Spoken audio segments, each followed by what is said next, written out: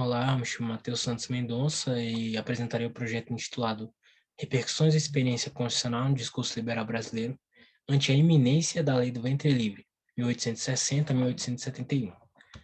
Bom, a pesquisa procurou entender a repercussão da ordem constitucional fundada em 1824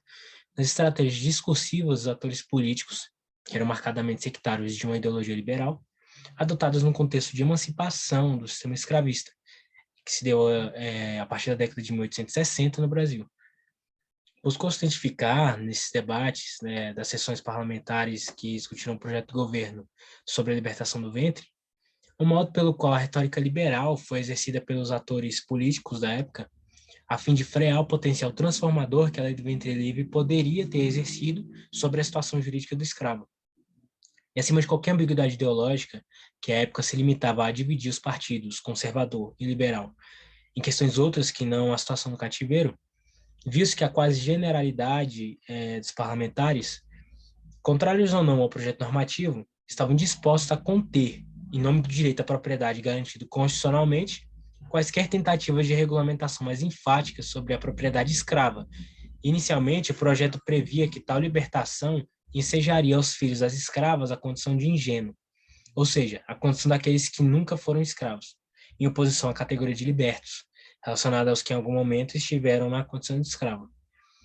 Essa proposta inicial gerou uma forte discussão sobre a condição jurídica desses menores, visto que considerá-los ingênuos implicaria, conforme o artigo 6º da Constituição Imperial, no exercício pleno dos direitos políticos que os libertos não tinham.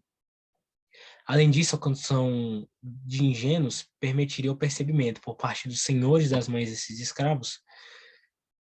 desses filhos de escravos,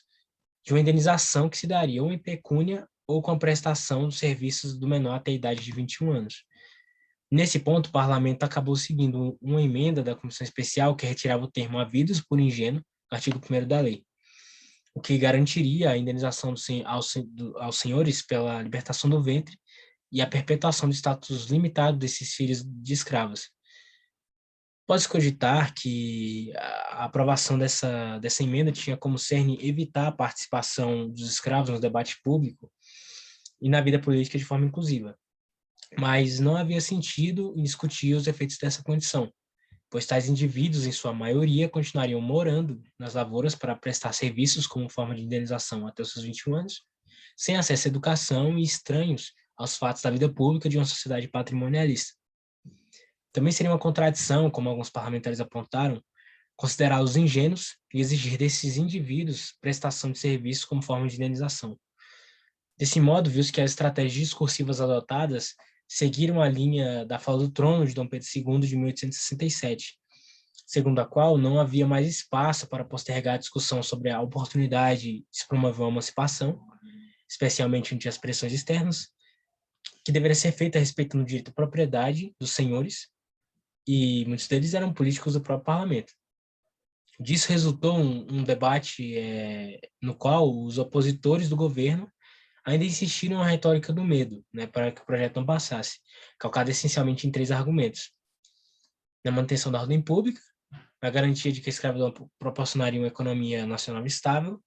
e na perpetuação da moral senhorial. Contudo, foi possível observar que, na medida em que esses parlamentares viram que a regulamentação não ofereceria grandes riscos ao sistema,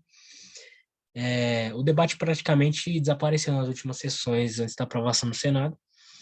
o que reforçaria a ideia de que havia um pacto social firmado sobre um arranjo constitucional para a perpetuação da escravidão enquanto fosse possível. 2 fatores ainda concorreram para que a ordem constitucional fosse conveniente a esses interesses. Primeiro, foi construída sob um particular cenário, em que a oligarquia rural dispunha apenas dos ideais liberais, que se compatibilizavam ao pacto social firmado, e a omissão do texto constitucional quanto ao sistema escravista e à situação do escravo, que abria brecha para que essa elite letrada alçasse interpretações diversas sobre a legitimidade da escravidão. Por isso, os parlamentares mais enfáticos contra a emancipação do escravo recorreram ao seu texto para repudiar qualquer tentativa de alteração do status jurídico do escravo e de relativização desse direito à propriedade. Essa manipulação discursiva pode perpetuar a lógica legitimadora desse sistema, mitigando o potencial transformador do status quo que emergia junto ao contexto de discussão da lei do ventre livre. Espero que gostem e fico por aqui.